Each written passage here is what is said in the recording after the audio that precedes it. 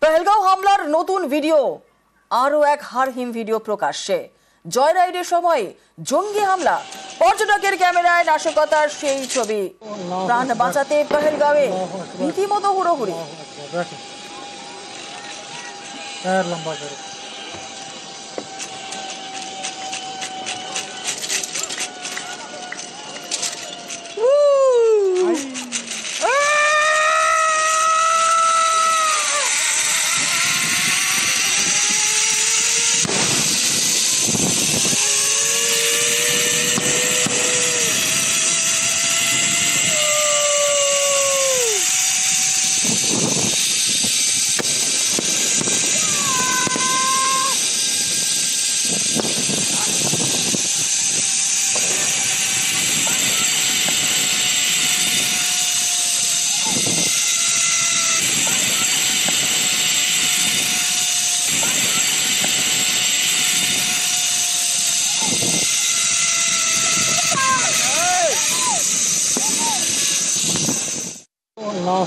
मैं जब zip line कर रहा था तब फायरिंग स्टार्ट हुई। अराउंड 4 से 5 बार गोलियां चल गई। तब 20 सेकंड तक तो मुझे मालूम नहीं था, मैं मेरी मस्ती में जिप लाइन के अंदर था। वो अल्लाहू अकबर ऐसे 3 बार बोला और फिर फायरिंग स्टार्ट हुई। जब मैंने स्लाइड कर रहा था तब वो बोला और उसके बाद फायरिंग हुई है, उसलिए उस बंदे पे मुझे थोड़ा डाउट हो रहा था। नीचे गए तब मैंने ऑलरेडी देखा कि हमारे पहले जो 2 फैमिली गई थी उसके अंदर जो जेंट्स लोग थे उन लोगों को रिलीजन पूछ के ऑलरेडी गोली मेरे वाइफ और मेरे लड़के के सामने मार दी थी। कूद के मेरी वाइफ और मेरे लड़के को लेके वहाँ से तुरंत भागने लगा। तो वहाँ पे 2-3 लोग ऑलरेडी छुपे हुए थे, तो हम भी वहाँ जाके छुप गए। थोड़ा फायरिंग कम हुआ। 8-10 मिनट के बाद फिर हम फिर से दौड़ना शुरू किए मेन गेट की साइड। जब दौड़ रहे तब फिर से फायरिंग हुई और वहाँ पे भी 4-5 लोगों को गोलियां लगी। टोटल करीबन हमारे सामने 15-16 टूरिस्ट को गोलियां लग गई थी उस टाइम पे। इंडियन आर्मी इसमें आपको बताऊं तो अराउंड 20 to 25 मिनट्स के अंदर उन लोगों ने पूरा पहलगाम कवर कर लिया था। हमने 2 लोग जो ग्राउंड में थे उन लोगों को देखा है। एक जो था वो पठानी कपड़े में था, दूसरा जो ग्राउंड में था रिलीजन पूछ के मार रहा था वो आर्मी जैसे ड्रेस के अंदर ग्रीन कलर के आर्मी ड्रेस में था। वो देखो, कश्मीर स्वर्ग है, जाना तो चाहिए पर नर्क भी है। कब चले जाओगे वो भी मालूम नहीं पड़ेगा। পেহেলগাঁও নাশকতার আরো এক ভিডিও, প্রাণ বাঁচাতে চেয়ারের পেছনে আশ্রয় পর্যটকদের।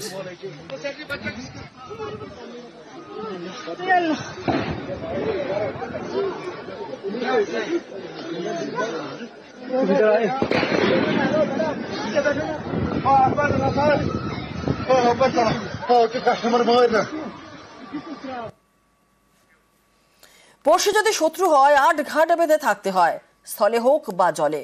শক্তি বাড়িয়ে যেতেই হবে, আর যাতে যুদ্ধ তো ছাড়, যুদ্ধের কথা ভাবতেই পড়শি দেশকে 10 বার ভাবতে হয়। তাই এবার ফ্রান্সের থেকে 26টি রাফাল মেরিন কিনল ভারত। রাখা হবে বিমানবাহী রণতরী INS বিক্রান্তে। Okay, we're clear to go. Weapons ready. Suit on the way.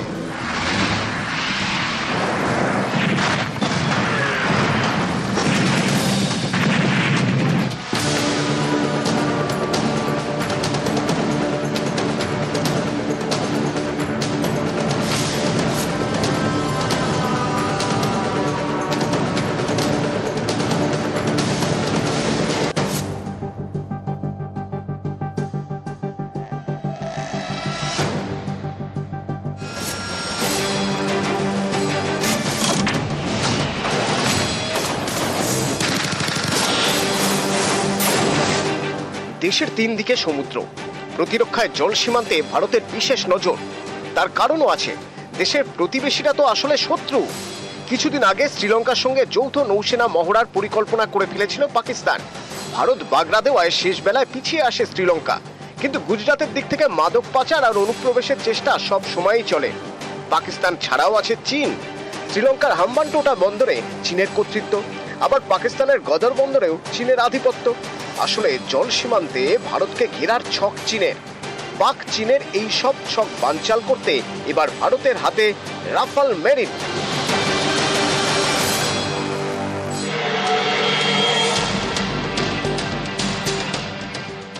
বায়ুসেনার পাশাপাশি এবার নৌসেনার হাতেও রাফাল। সোমবার 26টি রাফাল মেরিন কেনার জন্য ফ্রান্সের সঙ্গে চুক্তি সই করল ভারত। খরচ পড়বে 63,000 কোটি টাকা। ভারতের প্রতিরক্ষা বাহিনীর ইতিহাসে সবচেয়ে দামি চুক্তি। কি এই রাফাল মেরিন?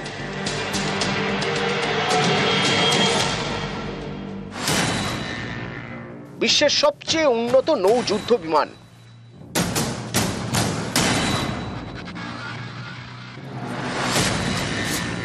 লম্বায় 50 ফুট, ওজন 15,000 কেজি।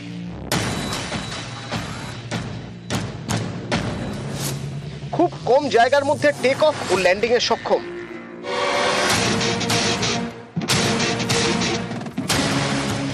$3,700 কিলোমিটার পর্যন্ত দূরত্বে গিয়ে আঘাত হানতে পারে।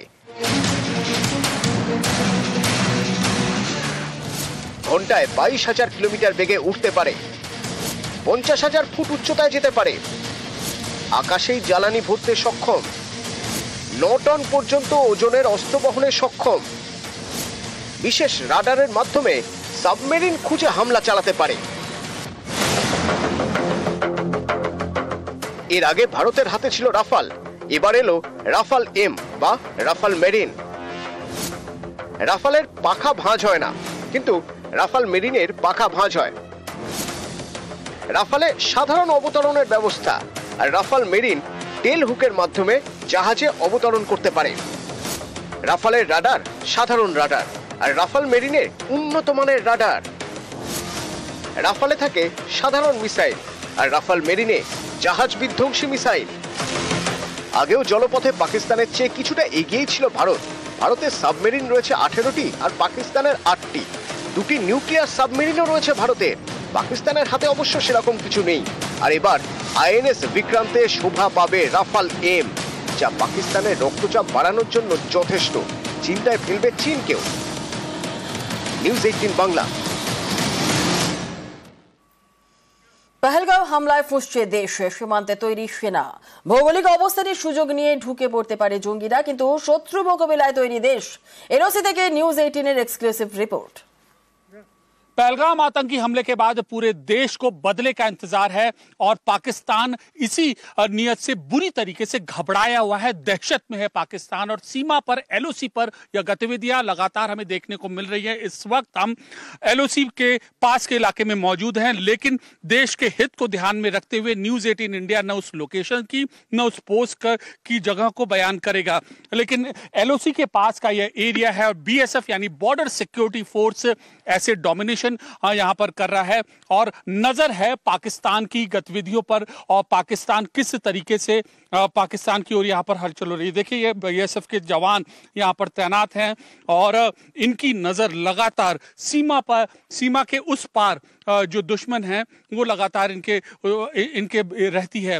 बीएसएफ वह फोर्स है जो सेना के साथ एलओसी के एरियाज में कुछ जगहों पर जम्मू कश्मीर में तैनात है और उनमें से एक एरिया ये है। देखिए पूरी चाल क्या रहती है पाकिस्तान की, हम आपको बताते हैं। अगर आप उस ओर नजर डालें तो घने जंगलों का, पहाड़ियों का फायदा उठाकर, देखिए एक ओर यह जंगल है तो दूसरी ओर वो पहाड़ियां हैं।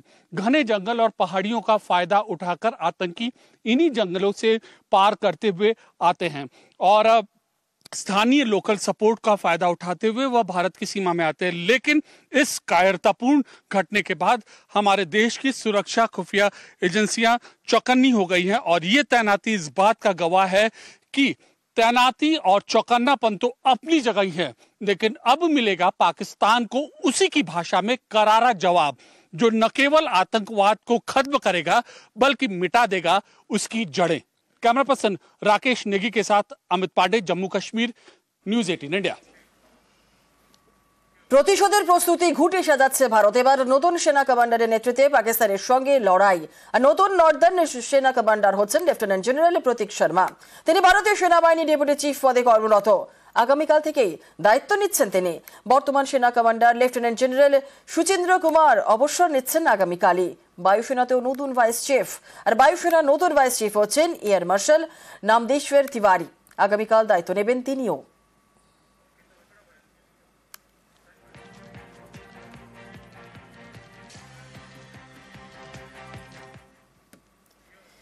ভারতের লাইন অফ কন্ট্রোলে শেষ গ্রাম তুলাওয়ারি, পাশেই পাক সেনার ঘাঁটি। আর সেই গ্রাম এখন কি পরিস্থিতি জানতে পৌঁছে গেল নিউজ 18। सरहदों और लाइन ऑफ कंट्रोल पे तनाव है। जी हां, जब से पहलगाम अटैक हुआ तब से सरहदों के साथ साथ पूरे लाइन ऑफ कंट्रोल के एरियाज में बहुत ज्यादा तनाव है। आप देख सकते हैं मैं इस वक्त तिल्लावारी इलाके में हूं। ये मिडिल स्कूल तिल्लावारी है। ये इंडियन साइड से जो LOC है उसका आखिरी गांव है और यहाँ पर साथ में ही पाकिस्तानी आर्मी के पोस्ट्स हैं और जब भी यहाँ पे पास्ट में फायरिंग हुई है, शेलिंग हुई है, तो ये पूरा इलाका ज्यादा प्रभावित हुआ और इस स्कूल के इर्द गिर्द गोलियां लगती हैं जब स्मॉल आर्म्स से पाकिस्तानी आर्मी पोस्ट से फायरिंग की जाती है। जब वो सीज फायर वायलेशन करते हैं फिर इंडियन आर्मी रिटालिएट करती है, तो आपस की फायरिंग में यहाँ पर ये पूरा एरिया प्रभावित होता है। हालांकि आज ये स्कूल बिल्कुल रवां दवां है। क्लासरूम्स में आप देख सकते हैं बिल्कुल बच्चे हैं, पढ़ाया जाता है। यहाँ पे हेडमास्टर साहब मेरे साथ में हैं। माहौल तो अभी जब से ये अटैक हुआ है पहलगाम का तो तनाव भरा ही समझो। गांव के अंदर जो लोग हैं डरे समय हैं कि कहीं फिर से वो हालात ना हो जाएं जो इससे पहले के थे। सीज फायर से पहले जितना भी फायर पाकिस्तान से आता वो सीधा स्कूल पे आके लगते थे, छोटे या बड़े फायर।